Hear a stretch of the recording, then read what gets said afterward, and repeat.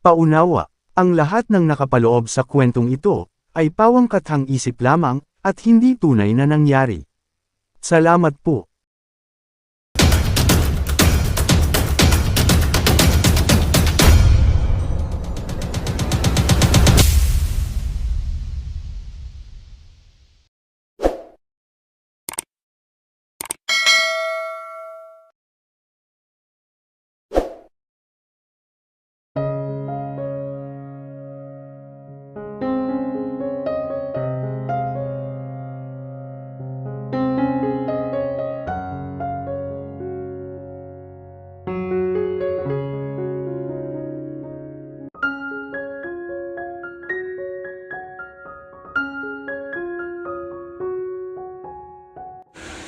Makalipas ang 6 na taon, napangiti si Isabela nang makita nag-e-enjoy si Mr. Jaigo at ang mga kaibigan nito.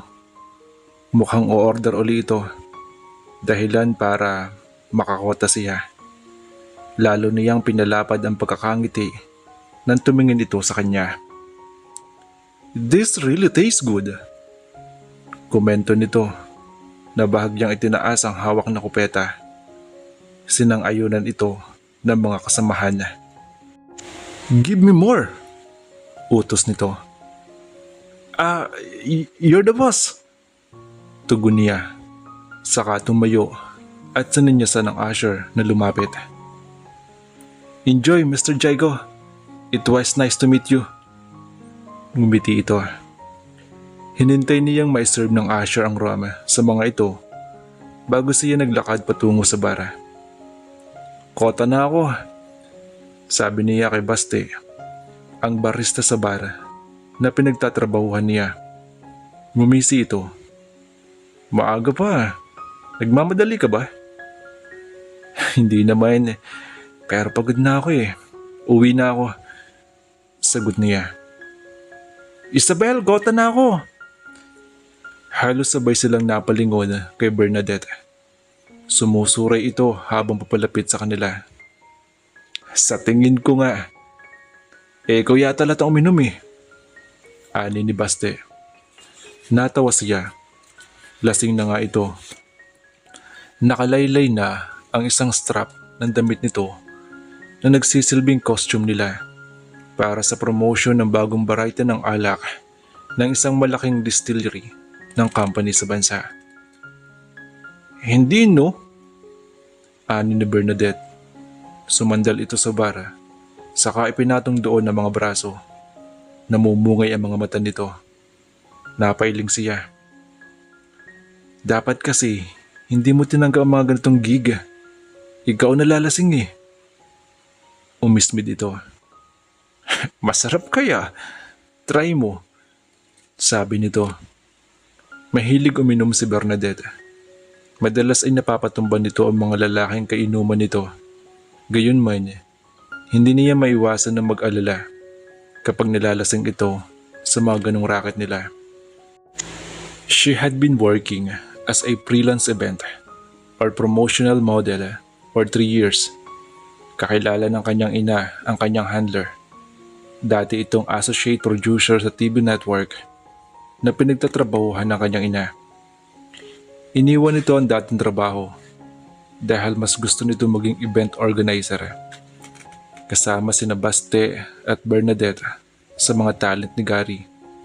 Ganon din si Ada, na kasalukuyang umiikot sa naturang bara.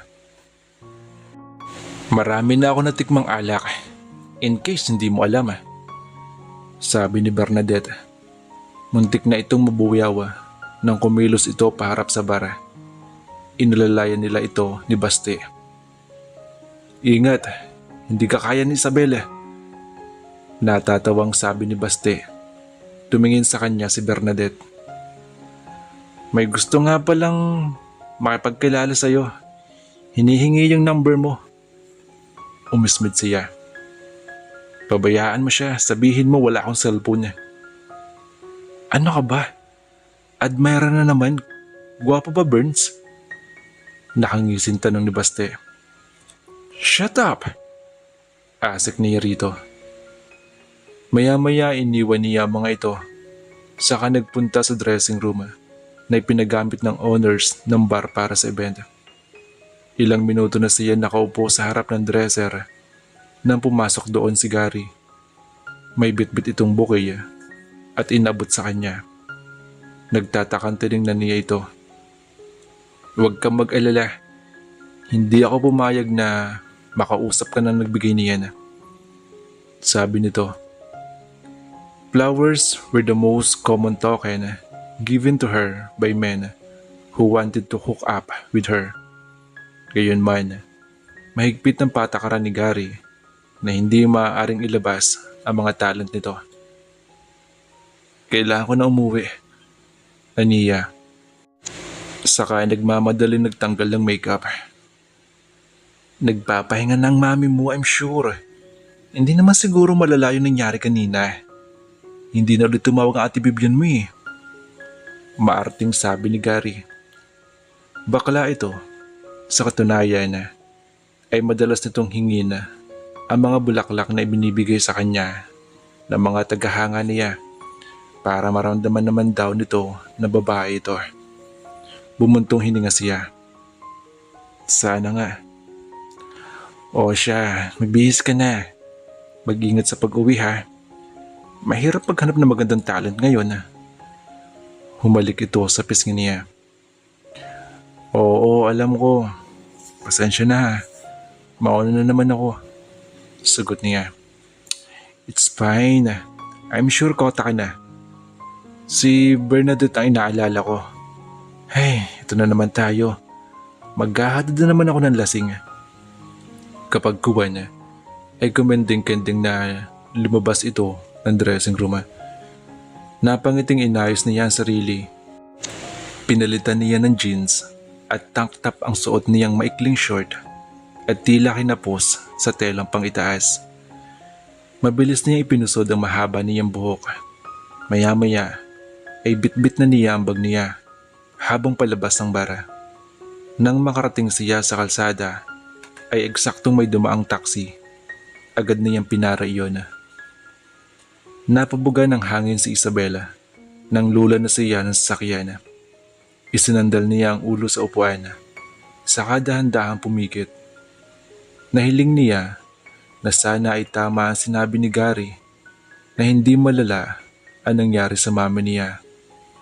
Nangangamba siya na baka kailangan na naman dalhin ito sa ospitala. Her mother had been diagnosed with colon cancer 2 years ago. Madalas itong makonstipate noon at magkaroon ng lagnat. Nang sumailalim ito sa biopsy, ay noon nakita ng doktor ang tumutubong tumor sa colon nito. Her mother had to undergo treatment. It would a lesser burden if they still had money. Kung sana ay artista pa at sikat ng kanyang ina. Subalit wala ng sapat na pera ang mami niya para tustusan ang pagpapagamot nito. Noon sila nagpasyang ibenta ang bahay nila at lumipat sa maliit na apartment. Naipagbili na rin nila ang mga sasakyan at magagarang damit at alahas ng kanyang ina. Maging ang sarili niya mga gamit ay ibinenta niya. Nagdesisyon siyang huminto na sa pag-aaral at magtrabaho na lang para makatulong. Tinanggihan niya ang sustentong ipinapadala ng daddy niya. Wala na siya nakikitang dahilan upang gamitin pa iyon. Mabuti na lang at nagamit niya ang magandang itsura niya para makahanap agad ng trabaho. May mga pagkakataon na sinasabihan siya ni Gary na bumalik sa pag-aartista, pero mariin ang pagtanggi niya. Sigurado siyang mauungkat lang uli ang tungkol sa kanyang ina at ayaw niya mangyari iyon. Dahil sa mga nangyari sa buhay niya, ay natuto siyang magpakatatag. Gayunman, may mga pagkakataon na hindi niya mapigilan na mapaluha kapag naaalala niya ang mga bagay na nawala sa kanya, lalong-lalo na ang nag-iisang lalaki na totoong nagpahalaga sa kanya. Si George lang ang kaisa-isang lalaki na nasa puso niya. Noon hanggang ngayon. Hanggang ngayon ay pinagsisisihan niya ang nagawa niya sa binata. Nasaktan niya ito. Bagamat hindi malabong may ibang babae na sa buhay nito, ay palagi niya ipinagdarasal na sana ay mabigyan siya ng pagkakataon na makita ito. Nais niyang humingi ng tawad dito. Kahit iyon man lang ay magawa niya. At least, that will lessen the guilt she felt. Baka sa pamamagitan niyon ay hindi na siya mahihirapang kalimutan ito. Mas madali na para sa kanyang tanggapin na hindi ito ang nakalaan para sa kanya.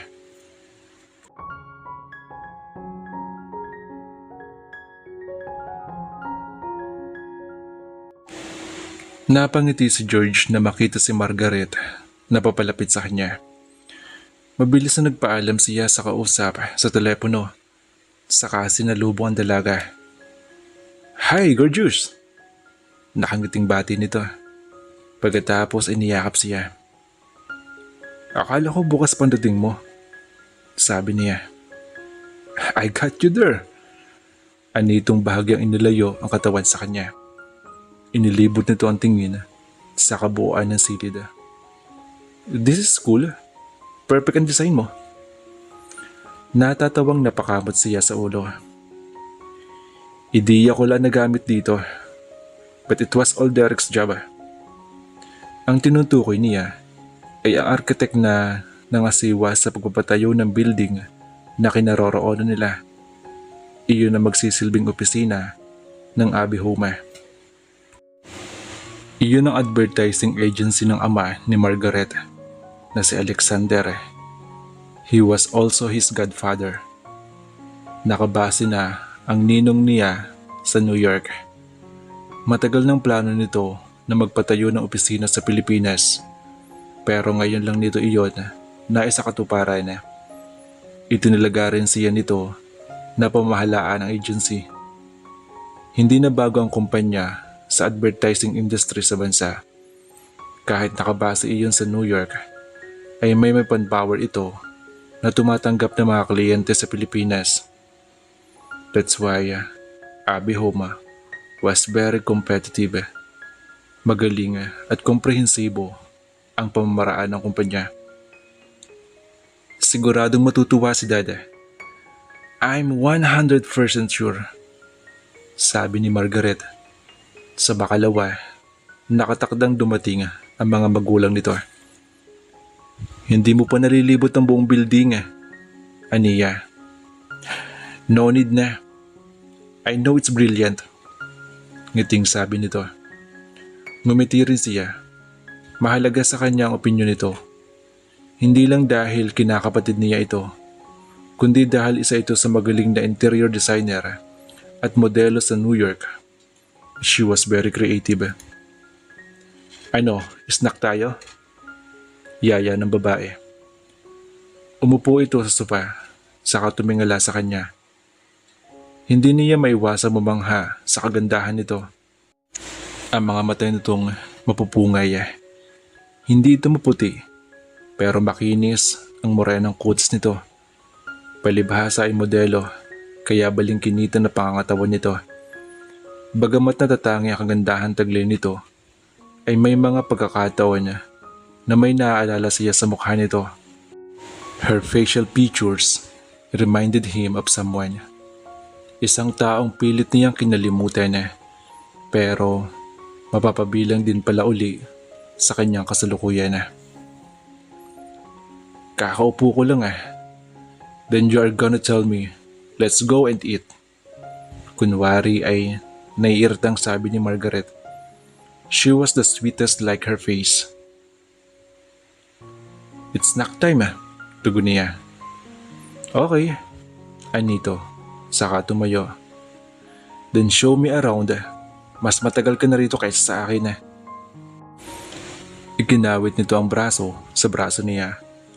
Nagtatawa na naglakad sila palabas ng building. Kung mayroon mang babae na masasabi niyang espesyal sa buhay niya, si Margaret iyon.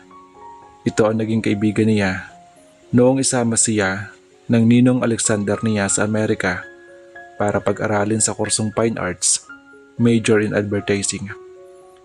5 taon siyang nanirahan sa bahay ng pamilya sa New York. Itunuring siya ng mga ito na tunay na kapamilya. Lalo na yung naramdaman na ang pagpapahalaga ng mag-asawa na minsang sabihin ng kanyang ninong na siya ang lalaking nanaisin nitong pakasalan ni Margaret. Nag-iisa ng anak lang si Margaret, kaya labis siya nagpapasalamat sa tiwala na ibinibigay ng mga ito. Ngunit ayaw niya magpadalos-dalos. Gusto niyang masiguro na ganong klase ng pagmamahal ang nararamdaman niya kay Margaret bago siya kumilos. Ayaw niyang masira ang magandang samahan na kanilang pamilya. Isa pa, ayaw niyang masaktan si Margaret. Kung mahal niya ang dalaga, ay liligawan niya ito. Magkakatuluyan sila sakaling gusto rin siya nito. Subalit kung wala siyang nararamdaman para sa dalaga, ay mamahalin pa rin niya ito bilang isang kapatid. Sa ngayon, ay masaya siya sa company nito. Ayaw na muna niyang guluhin ang isip tungkol sa kanila ni Margaret. Nahanap mo na ba siya? Tanong ni Margaret nang makasakay na sila sa kotse niya. Humigpit ang pagkakahawak niya sa manibela. Alam niya kung sino ang tinutukoy nito. Bigla ay nakaramdam siya ng galit. Bago siya sumama sa pamilya patungo sa Amerika, ay nalaman na niya na anak ng ninong niya si Isabela. 6 na taon na nakakaraan nang aminin nito sa publiko na nagkaroon ito ng lihim na ugnayan kay Nanette. Pagdating nila sa New York, ay personal na ikinuwento nito sa kanya ang lahat na nangyari. Mula sa pagkakilala nito at ni Nanette hanggang sa pagtatago nito ng tunay na koneksyon nito kay Isabela. Ninong Alexander insisted on keeping the truth that he was Isabel's father's secret. Ayaw nitong puntahan si Isabela sa kadahilan ng ayaw nitong makita o makausap si Nanette. Dahil ang totoo ay inakit lang daw ito ng huli. He never loved Nanette. Dahil sikat na artista noon si Nanette, ay hiniling ni Ninong Alexander na manahimik lang ito kapalit ang sustento sa lahat ng pangangailangan ng anak nito. Gayunman, ay matagal nitong pinagsisihan ang mga ginawa nito. Dapat nga raw ay kasama nila si Isabela na pupunta sa Amerika. Pero bigla na lang hindi nagpakita ang dalaga sa kanyang ninong. Maging si Margaret ay umasang makikilala ang kapatid nito, pero hindi nagparamdam si Isabela. Walang nagawa ang pamilya kundi ang magtungo sa Amerika nang hindi kasama si Isabela. Noong una ay napaisip si George kung dapat niyang ituloy ang pagsama sa pamilya. Hindi naging madali sa kanya ang pagdesisyon, lalo na sa mga nalaman niya. Gayunman ay nanaig sa kanya ang mga pangarap niya para sa kanyang pamilya. Hindi pa, maigsing sagot niya. Bumuga ito ng hangin. Kumusta na kaya siya? Nasaan na kaya siya ngayon? Sana, okay ang kapatid ko. Sunod-sunod na sabi nito. Bumuntong hininga siya. Wala na sila sa dati nilang address. I think, naibenta na yung bahay. Ay, alam mo, kung alam ko lang that time in the restaurant na siyang babaeng na-meet ko sa restroom, pinilit ko na sana siyang sumama sa amin. Kung agad ko lang sana nakita ang picture niya bago ko siya na-meet. But you know what? I'm grateful that Daddy was man enough to tell us the truth. It was painful at first, but when Mommy forgive him, wala na akong dahilan para magmatigas sa daddy ko. Tahimik lang niya itong pinakinggan. Alam kong mahirap paniwalaan, pero gusto kong magkaroon ng kapatid. At wala akong pakialam kung anak man siya ni daddy sa ibang babae. Total, wala naman siyang kasalanan eh. And I realized she was pretty when I saw her in the restroom. If only I knew. Pero hindi mo alam eh. Sabi niya sa malamig na tinig. Mula sa sulok ng mata niya ay nakita niyang tumingin ito sa kanya. Why do I get the feeling that you don't like the idea of me finding my sister ha? Tanong nito. Because you never know what you gonna get. Hindi niyo siya kilala. Tugon niya. Tumalatak ito. At hindi mo rin siya kilala. That's what you think. Aniyang sadyang hinunaan ng boses. Ano sabi mo? Wala, sabi ko gutom na ako. I know you're concerned, George. Pero pamilya si Isabela. At kung ano man ang gulong meron sa buhay niya ngayon, gusto namin siyang tulungin. May dahilan kung bakit hindi natuloy ang pagsama niya sa amin noon. Hindi na siya umimik. Ang totoo ay ayaw na lang niyang magulo ang buhay ni Margaret kapag dumating isang kagaya ni Isabela sa buhay